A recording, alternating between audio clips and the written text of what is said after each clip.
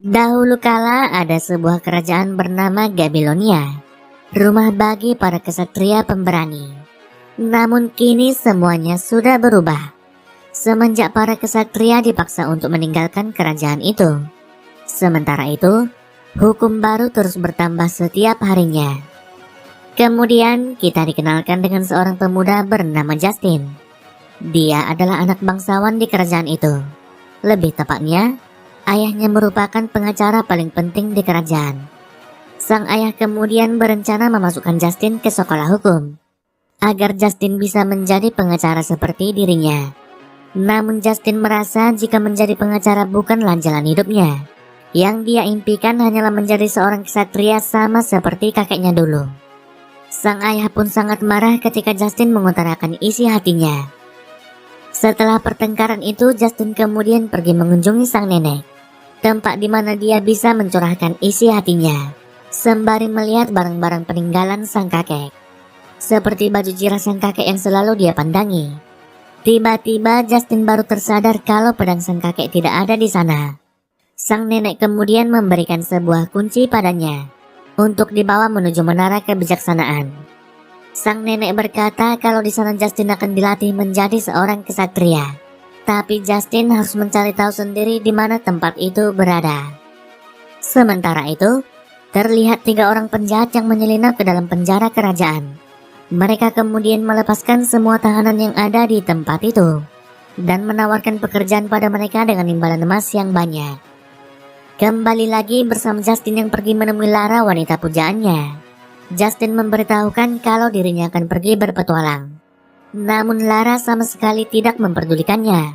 Lara bahkan tidak menganggapnya ada sama sekali. Pada keesokan harinya Justin memulai petualangannya. Sebelum berangkat dia meninggalkan sepucuk surat untuk sang ayah. Namun isi dari surat itu malah membuat sang ayah sangat marah. Dalam perjalanannya Justin menemukan sebuah bar yang sangat ramai. Di tempat itu dia berkenalan dengan seorang pelayan yang bernama Talia. Atas bantuan Talia, dia lalu dikenalkan dengan seorang penyihir yang bernama Melkiades, yang kebetulan mengetahui di mana menara kebijaksanaan berada. Melkiades lalu memberikan sebuah peta menuju tempat itu pada Justin. Walau terlihat sangat meragukan, namun Justin tak punya pilihan lain.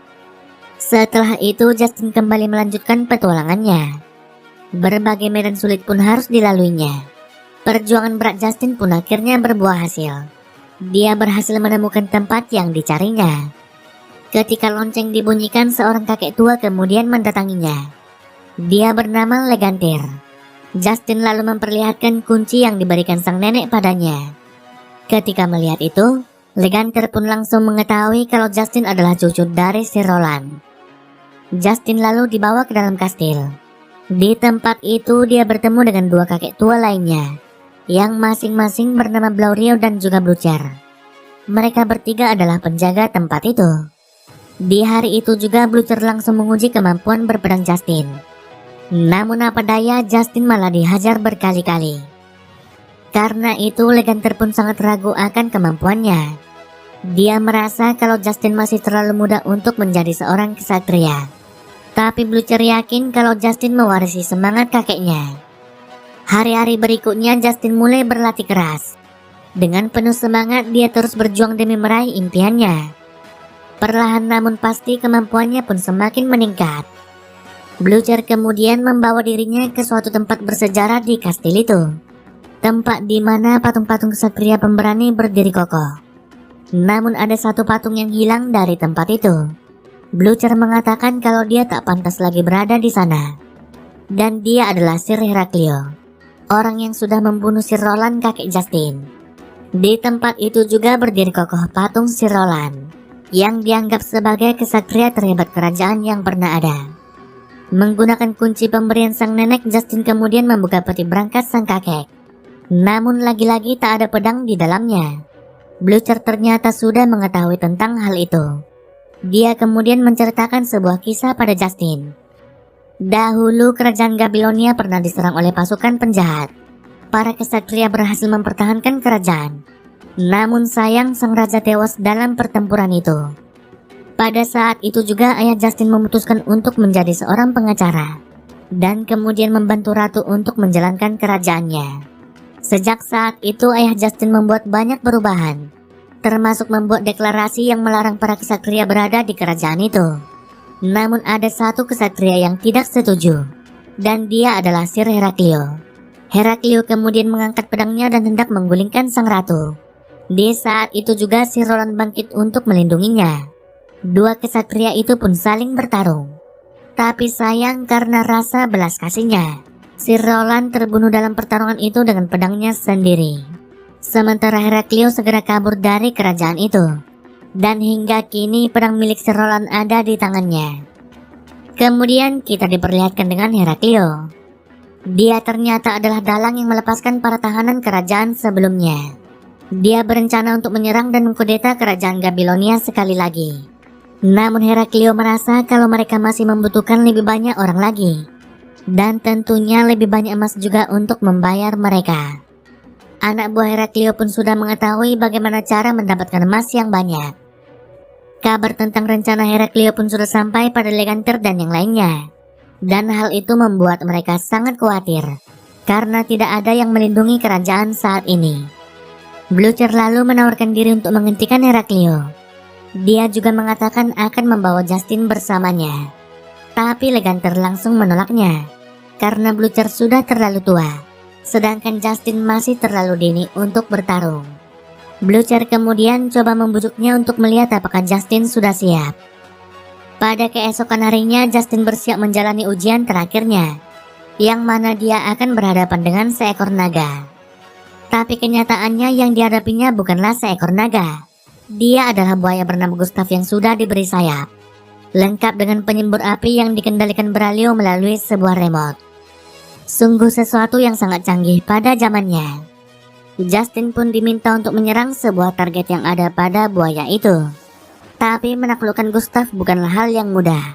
Buaya itu terus menyemburkan api pada Justin, dan bahkan hampir mengenai Braulio, sampai membuat remote pengendalinya rusak secara tak sengaja.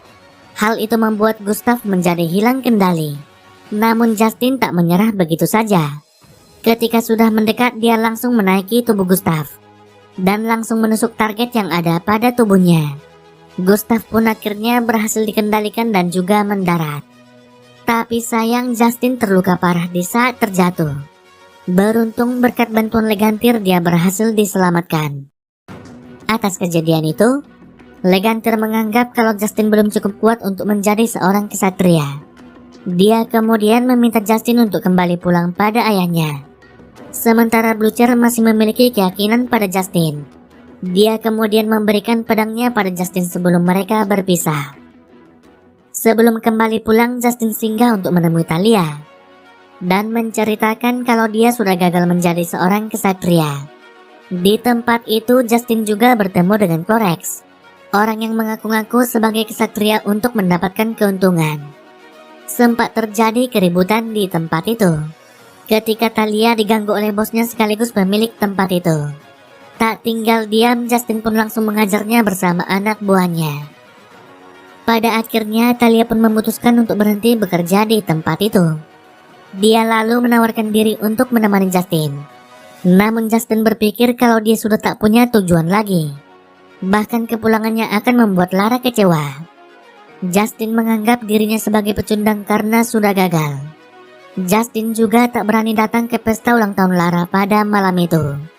Thalia kemudian coba memberikan semangat padanya agar jangan pantang menyerah.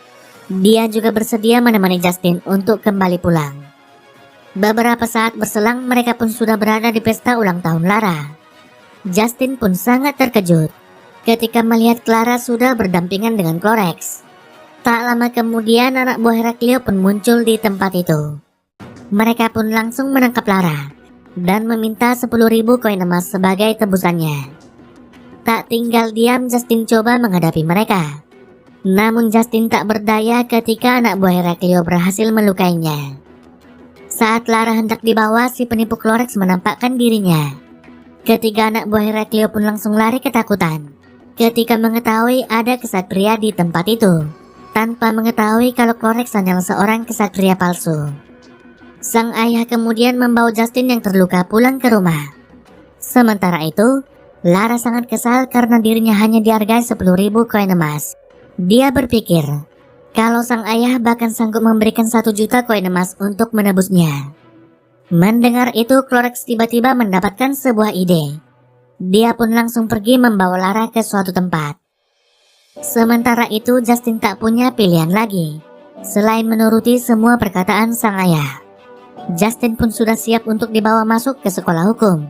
Tapi di perjalanan dia bertemu kembali dengan Talia yang memberitahukan kalau Lara sudah diculik dan Justin harus menyelamatkannya. Awalnya sang ayah melarang Justin untuk pergi, namun Justin bersikeras pergi untuk menyelamatkannya. Pada akhirnya sang ayah pun tak bisa lagi menahannya. Justin dan Talia kemudian meminta bantuan Melquiades untuk memandu mereka ke tempat di mana Lara dibawa. Walau awalnya meragukan, namun sang penyihir berhasil menemukannya. Dan ternyata Lara dibawa ke markas Heraklio. Diam-diam mereka menyelinap ke tempat itu. Dan ternyata Clorex coba bekerja sama dengan Heraklio untuk berbagi hasil tebusan Lara. Di saat yang bersamaan, gerak-gerik Justin dan Talia berhasil diketahui. Mau tak mau pertarungan pun terjadi di antara mereka. Tapi banyaknya anak buah Heraklio membuat mereka berdua semakin terpojok. Beruntungnya di saat itu juga Blucher dan Gustav datang untuk membantu mereka. Semua anak buah Heraklio pun langsung lari berhamburan ketika Gustav menyerang mereka semua. Sementara itu Blucher coba menghentikan Heraklio. Sayangnya si tua Blucher bukanlah tandingan baginya. Dia pun harus kalah dan terluka cukup parah. Di lain sisi, Talia dapat dengan mudah mengalahkan si penipu Clorex. Sementara itu, Justin harus bertarung mati-matian menghadapi Heraklio.